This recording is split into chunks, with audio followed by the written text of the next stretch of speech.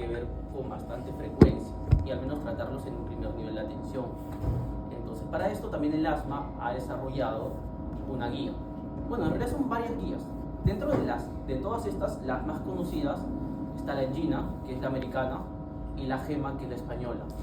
Tienen cosas muy parecidas. La última actualización fue, me parece, en marzo aproximadamente. Los invito a que le den una revisada, porque hay unos cambios al menos en los esquemas de tratamiento. Se trabajan ahora con tracks, a lo que estábamos acostumbrados seguramente a trabajar mediante steps, y solamente nos daban un esquema de tratamiento. Ahora nos dan dos esquemas de tratamiento, una que es preferentemente, que es esto, se los adelanto, pero igual de todas maneras me gustaría que lo puedan leer y manejar algunos conceptos más actualizados. Esto es lo último que ha salido, ¿ya? Esto está traducido para que lo puedan tener. Pero se trabaja mediante dos tratamientos, uno preferido y uno aliviador. Esto es de este año, ¿ya? Probablemente el próximo año salga algo más actualizado aún, y su deber está en que deben actualizarse. Para esto tenemos una serie de medicamentos que nos van a poder ayudar a tratar el asma. ¿Alguien de ustedes es asmático? ¿Alguien de ustedes es asmático? ¿Ninguno? Un poco raro, siempre en un salón hay al menos una persona asmática, ¿no? Bueno, pero sí conoces, tú eres asmática. ¿Manejas algún tipo de tratamiento para tu asma? Salbutamol. Salbutamol, muy bien. Es un tratamiento aliviador, ¿ya? Pero bien, entonces cuéntame, ¿qué es el asma para ti? ¿O qué es lo que sabes de asma? Es una enfermedad crónica que afecta a las vías respiratorias. Muy bien, es una enfermedad crónica, ¿cierto? ¿Sabes acerca de la fisiopatología del asma? ¿Cómo es que esta se desencadena? Hay una triada clínica, bueno, triada fisiopatológica y una triada clínica. ¿Sabes cuál es? ¿No? Díaz, ¿tú qué opinas? O sea, se caracteriza porque hay como que broncoconstricción, Ya, también muy hay bien. Dentro de unos mecanismos fisiopatológicos es la obstrucción de vías aéreas, esa es una. Muy bien. ¿Qué otros saberes más tenemos? hay aumento de moco. Hay un proceso inflamatorio también, es por eso que en el asma, dentro de todo el esquema de tratamiento, manejamos corticoides, ¿okay? Porque también tiene un componente inflamatorio, además de un componente obstructivo, y también necesitamos aperturar esas vías, tal vez con algún tipo de broncodilatador o con algún anticolinérgico, ¿no? Otro pilar fisiopatológico del asma. Hiperreactividad bronquial. Exacto, hay una hiperreactividad, muy bien.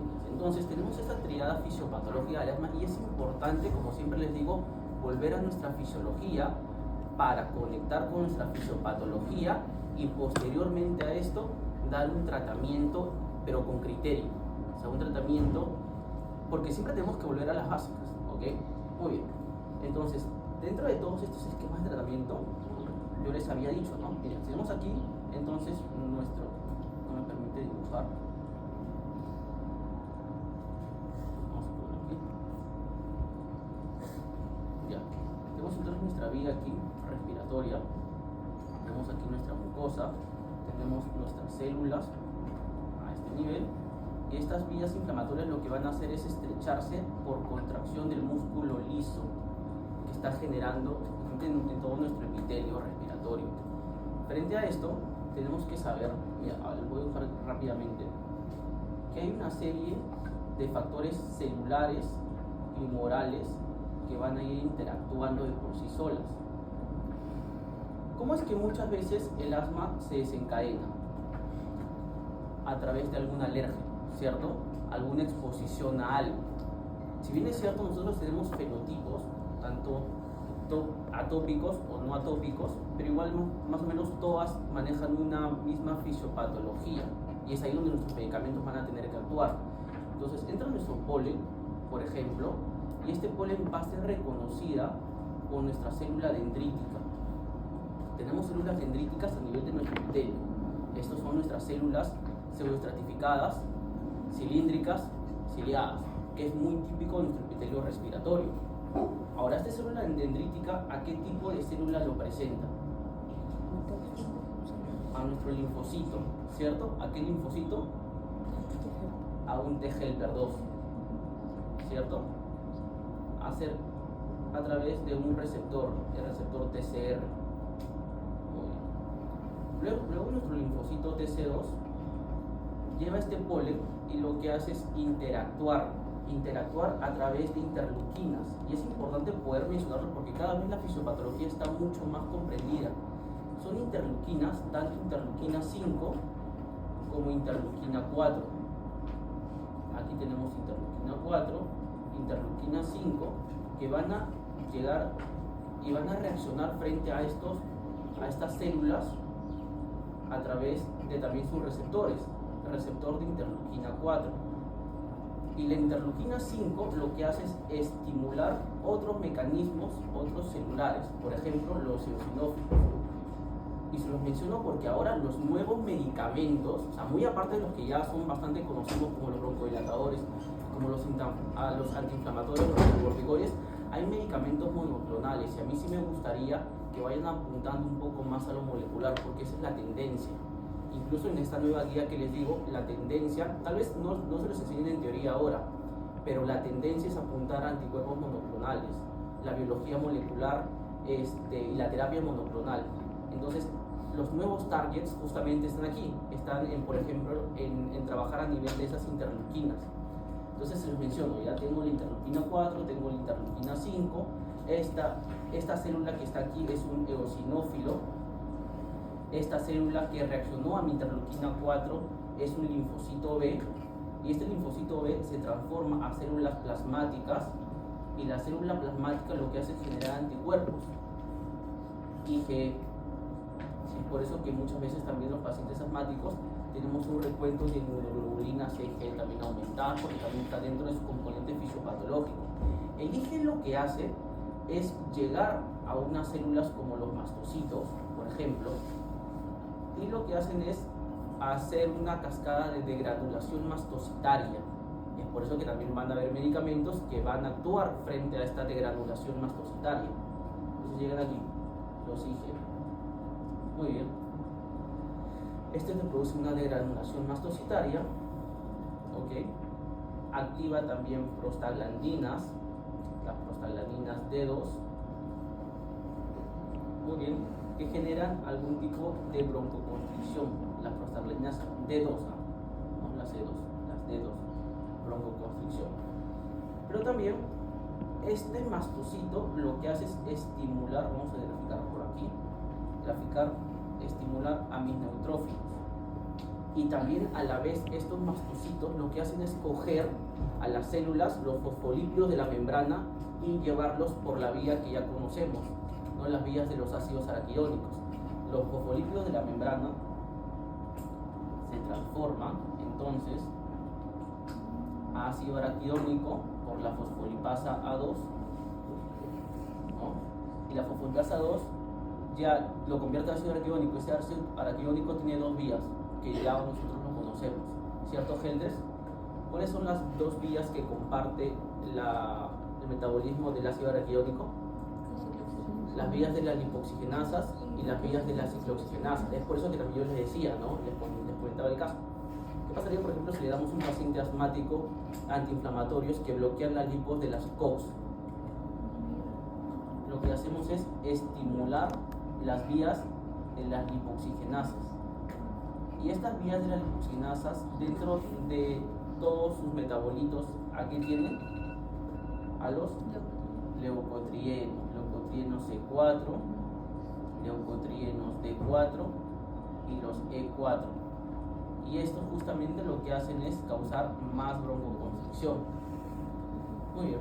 Luego tenemos otras vías por aquí, que es nuestra célula muscular lisa, que recibe dos tipos de receptores. Receptores V2, que son los receptores adrenérgicos, y los receptores M3, que son los receptores colinérgicos. Los V2, ¿a qué tipo de proteínas G están acopladas? A los GS. ¿Y los GS a qué estimulan? A la adenina ciclasa, ¿cierto? Pero la adenina ciclasa tiene una injerencia en aumentar AMP cíclico. Y el AMP cíclico es la que se encarga de dar broncodilatación. Muy bien. broncodilatador, por eso usamos salbutamol, por eso usamos formoterol, ¿cierto? Para generar broncodilatación. Muy por lo contrario, las vías, digamos, muscarínicas, recepcionadas por los M3, que están acopladas a qué tipo de proteínas, a las proteínas GQ. ¿Y la GQ con quién trabaja? Con la fosfolipasa C. ¿Y la fosfolipasa C qué hace? Lo que hace es justamente coger la PIP2, lo convierte en IP3 y en diacilglicerol, en DAG, y esta IP3 lo que hace es generar broncoconstricción. Pero miren, hay algo aquí bastante parecido, en que el AMP cíclico se va a degradar a través de una fosfodiesterasa y lo convierte a AMP. Entonces se los menciono todos los targets. Ustedes van a averiguar entonces que van a haber medicamentos que van a actuar como agonistas de los receptores B2 generando broncodilatación. Van a haber targets aquí a nivel de estos receptores bloqueándolos, porque si los estimulamos me generan broncoconstricción. Entonces tengo que crear antagonistas a los receptores muscarínicos, anticolinérgicos como el tiotropio, como el pipipatropio. Y si este AMP cíclico es el que me ayuda a generar broncodilatación y hay una enzima que se llama fosfodiesterasa que lo inactiva y lo convierte a AMP, entonces me parecería lógico tener un medicamento que actúe inhibiendo la fosfodiesterasa. Hay un medicamento selectivo y uno no selectivo, que es lo que ustedes me tienen que averiguar para sus casos clínicos, pero se los adelanto, son las actinas, las metisantinas. ¿Ok? Entonces aquí ya tenemos tres targets, por ejemplo. Tenemos otros targets que es a nivel de los receptores de interleuquina 4, que son ya mucho más modernos. Tenemos otro target que es a nivel de las interleuquinas 5, que me gustaría que los lean. Tengo otros targets que van aquí a nivel de los IgE. Tengo otro target que como el cromoglicato, que inhibe justamente la degranulación mastocitaria. Tengo otro target que activa justamente, inhibe las vías de las lipoxigenasas. Tengo otro target que actúa aquí a nivel de los receptores de leucotrienos, por ejemplo. Entonces les estoy adelantando todos los targets para que tengan, para que puedan ir investigando.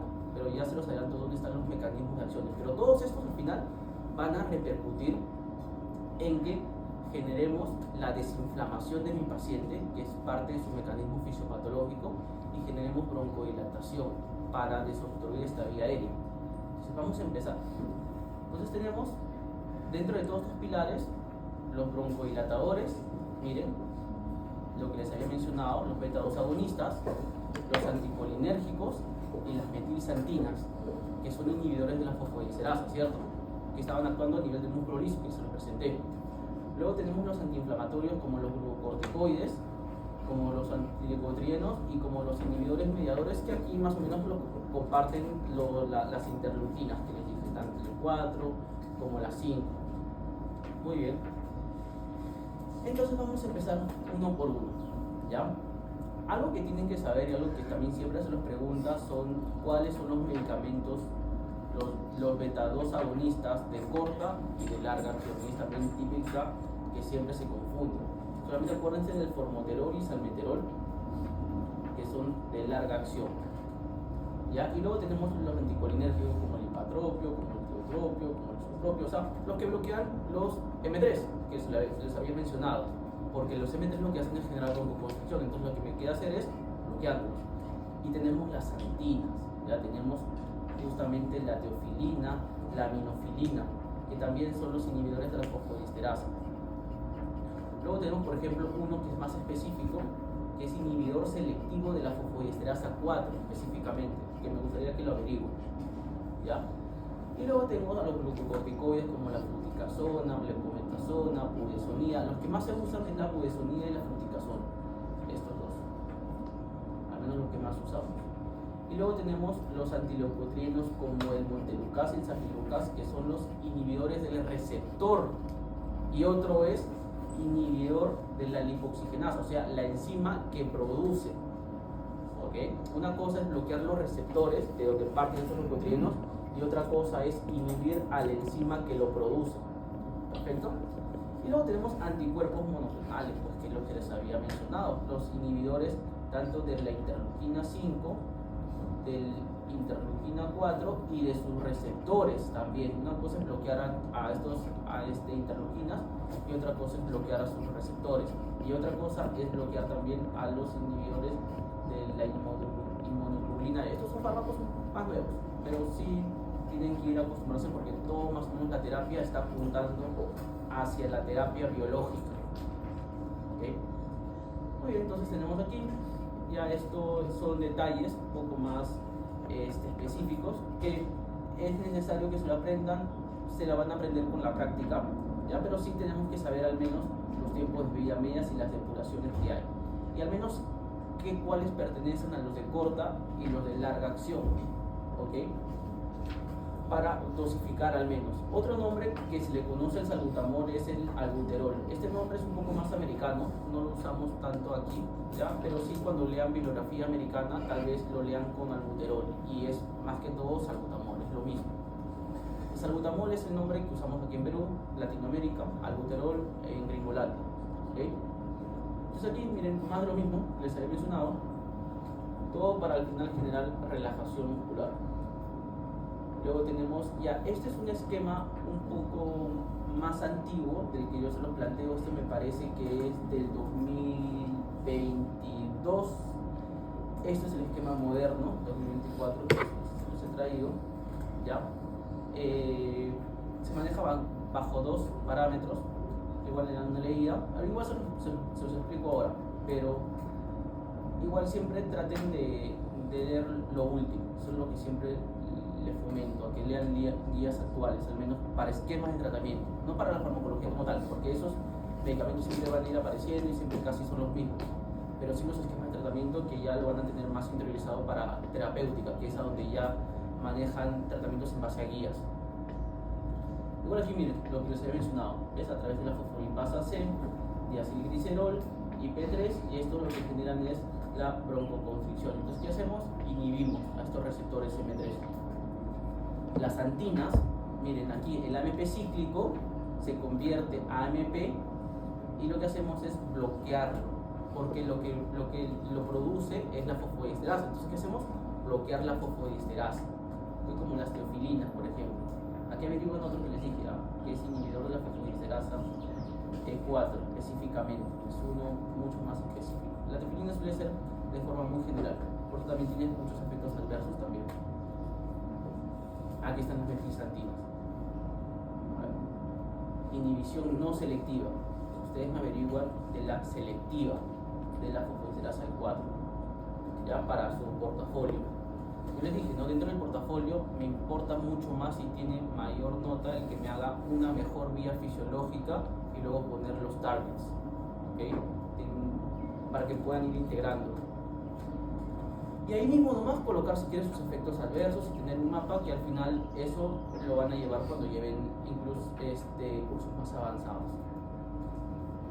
Entonces tenemos que la teofilina es una metilxantina, que es una estructura de las antinas comunes, como la cafeína, como la teofilina, y lo que hace es, su mecanismo de acción está en inhibir la fosfodiesterasa. Y aquí está pues, lo que les había dicho. AMP cíclico, en lugar de AMP, lo genera la fosfodiesterasa 5. Entonces lo que yo quiero es generar mayor cantidad de AMP cíclico, que es el producto que me genera broncodilatación.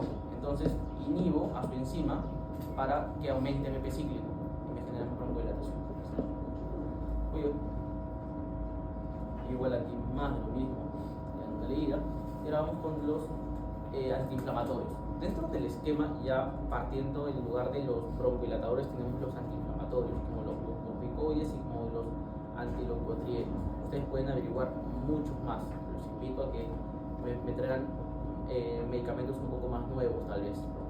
Pero lo que usamos son la budesonida y la fluticasona, ya que son corticoides. Y luego tenemos los antileucotrienos, que son bloqueadores de los receptores de leucotrienos. Y luego tenemos el sileutón, por ejemplo, que me bloquea a la lipoxigenases, que es la enzima que produce. Igual aquí. Entonces tenemos que bloquear justamente, o tenemos que dar antiinflamatorios, porque de por sí estos medicamentos van a tratar de aminorar, porque ya de por sí se conoce que dentro de la fisiopatología es un poco inflamatorio, entonces hay que bajarle la inflamación. aquí tenemos más los mismos más esquemas, Celeutón, antagonistas de los receptores como el Montelukast, por ejemplo, el Pralucast, Zafirlukast, bloquean a los receptores, ya los ICL3. Muy bien. Ya esto es un poco más de dosificaciones. En la nueva guía hay otras dosificaciones para, al menos, que es esto lo que van a tener que reconocer más, pero igual siguen siendo dosificaciones. Los efectos adversos, igual todo sale por conocer el mecanismo fisiológico. Si sabemos que lo que hacen es bloquear a los receptores, digamos, muscarínicos, entonces me va a crear un efecto de inhibición. Por ejemplo, las cefaleas, glaucoma, los ilios, la faringitis, las disfonías, estreñimiento, sequedad de boca, retención urinaria, porque lo que hacen los muscarínicos es la contracción, ¿no? La contracción de la vejiga, porque estimula el detrusor. Entonces, si los inhibo, entonces genero retención urinaria, y eso también tienen que tenerlo en cuenta en los pacientes a los cuales se les esté recetando antimuscarínicos. Igual con el tema de los corticoides, algo que siempre tienen que educar a sus pacientes es que muchas veces los niñitos, cuando usan estos corticoides inhalados, tienen muchos efectos adversos, pero hay que poder explicárselos al mamá, al papá, porque los niñitos vienen con candidiasis oral. Recuerden que los corticoides son inmunodepresores, entonces lo que hacen es favorecer al crecimiento de hongos a nivel de la boquita. Entonces poder indicarle al menos a la mamá que después de usar los inhaladores se entienda al niño que lavar la boca, ya, porque si, digamos, tenemos el efecto de los corticoides en primer lugar por mucho tiempo, hace o predispone a que haya un crecimiento a nivel micótico. Entonces siempre, al menos si tienen hermanos, familiares, asegúrense de que les estén lavando la boca después de usar estos inhaladores con corticoides. Igual con los nutrientes. Entonces, para esto les explico rápidamente. Esto es lo nuevo. Antes se manejaba como esto, ya ahora ya generado como de tipo alternativo. Y lo nuevo, al menos, es que se considera ya no usar SABA. Claro, esto es obviamente en países, o sea, digamos en Estados Unidos, pero igual ustedes siempre tienen que manejar estas dos versiones, qué es lo que se usa a nivel mundial y qué es lo que se puede aplicar a nuestra realidad peruana. Entonces, allá en Estados Unidos tenemos, por ejemplo, compuestos de corticoides inhalatorios con formoterol, con SABA, y estos se usan tanto en el STEP 1 y en el STEP 2, en el paso 1 y el paso 2, según razones sean necesarias. O sea, por ejemplo, si el paciente tiene una crisis hepática, su curso de corticoides combinado con un beta-2 agonista de acción larga. Pero por ejemplo, si ya tiene episodios mucho más recurrentes, y esto lo van a tener que ver, ya cuando se considera paso 3 o cuando damos paso 4, cuando damos paso 5, pero más o menos van graduándose según la gravedad. El paso 3 ya nos dice que podemos usar este compuesto al menos 2 veces al día, un puff cada 12 horas, puff en la mañana, puff en la noche. Ya cuando tengamos crisis mucho más frecuentes, podemos usar incluso 4 puffs al día, o sea, 2 puffs en la mañana y 2 puffs en la noche, pero son compuestos. Y usar el aliviador, o sea, el corticoide, junto con el formoterol, de forma PRN, o sea, por razones necesarias, por si tiene alguna crisis adicional. ¿Ok? Entonces con esto, al menos la guía nos dice que se trata de disminuir primero las dosificaciones, y lo que se hace es solamente darlo de forma realmente necesaria, ¿ya? Entonces, y luego, pero de todas maneras, para países, digamos, que no cuenten con esta formulación, con este pack de 2, todavía se pueden usar el esquema que hemos venido manejando y que seguramente les han enseñado, en teoría, ya que es básicamente usar SABA, ¿listo? Y adicionalmente a esto puede usar un corticoide inhalatorio. O sea, en realidad uno tendría que tener 2, un SABA y un corticoide inhalatorio, por ejemplo la budesonida, ¿va? Y puede usar el otro, ¿ok? Entonces, y así se van escalando y se va monitoreando al paciente. Siempre traten de monitorear a sus pacientes.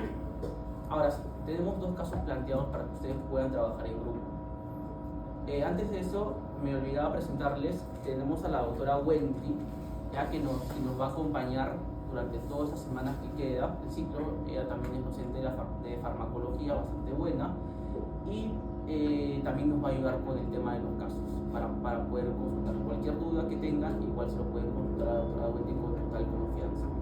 Entonces vamos a ir trabajando en 2 mesas, como siempre lo hemos ido haciendo. Tenemos caso clínico número 1, es un paciente de 10 años de edad, de sexo masculino. Como antecedentes, este paciente presenta asma bronquial moderadamente persistente desde hace 6 años, con episodios frecuentes de sibilancias. Este paciente presenta una tos nocturna y una dificultad respiratoria que interfiere con su vida diaria y su rendimiento escolar. No le deja dormir seguramente y descansar bien, por alteración de la calidad de sueño.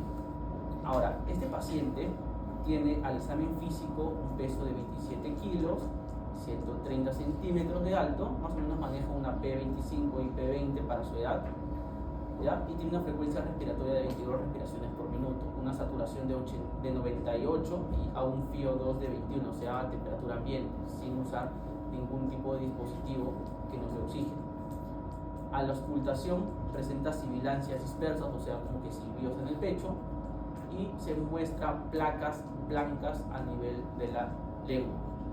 Este paciente está recibiendo para su tratamiento fluticasona, 100 picogramos, 2 veces al día, salmeterol, 50 microgramos, 2 veces al día, salbutamol, seguramente de manera condicional. Está usando pues, probablemente el esquema alternativo. Estamos usando un corticoide inhalatorio, adicional un LABA y salbutamol de manera condicional. Un Montelukast, ¿qué cosa es un Montelukast? Y un cromoglicato. Muy bien, entonces tenemos estas preguntas para poder desarrollarlas. Y luego tenemos el caso clínico número 2, que nos dice que es una paciente de 28 años de edad, de sexo femenino, con antecedentes de asma bronquial diagnosticados desde la infancia, con episodios de exacerbaciones esporádicas controladas, con inhaladores de rescate. No presenta comorbilidades, acude a emergencia, ¿okay? Por presentar dificultad respiratoria, tos persistente, sibilancias, opresión en el pecho y dificultad para hablar oraciones completas. Familiar refiere además que ha estado experimentando un aumento de la frecuencia y la severidad de sus síntomas durante las últimas 2 semanas, con empeoramiento notable de las últimas 24 horas.